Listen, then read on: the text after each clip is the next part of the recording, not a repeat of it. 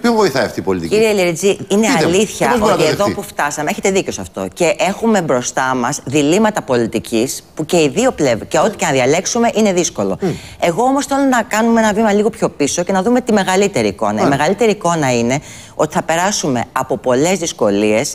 Και η μόνη μας ελπίδα είναι αυτές τις δυσκολίες να οδηγήσουν σε μια καλύτερη κατάσταση. Γιατί μπορούμε να περάσουμε από πολλές δυσκολίες που θα μας οδηγήσουν σε ακόμα μεγαλύτερες δυσκολίες. Εσείς επομένως θα ψηφίσετε όποια συμφωνία. Αυτό για το πάση θυσία θέλω λιγάκι να πω. Γιατί νομίζω ότι πρέπει να είμαστε ειλικρινείς και να μην είμαστε λαϊκιστές και να λέμε τα πράγματα με το όνομά τους.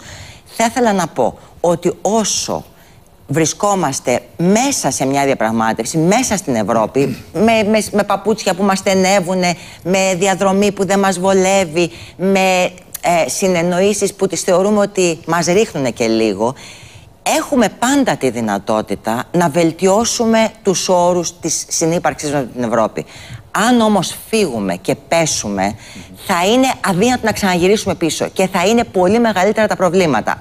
Άρα, με αυτή την έννοια, για το καλό του ευρύτερου, του αύριο και του μεθαύριο, γιατί κανείς, δηλαδή όλοι φαντάζονται την πόζα πριν από το μεγάλο όχι, αυτό το selfie του ηρωισμού και παίρνουν πόζες και κάνουν ωραία αυτά, αλλά στην πραγματικότητα, μετά από το selfie και μετά από την έκρηξη, ακολουθεί ένα τρομερό σκοτάδι. Και αυτό δεν πρέπει να το ξεχνάμε. Γιατί αυτή είναι η πολιτική, να βλέπουμε και το αύριο.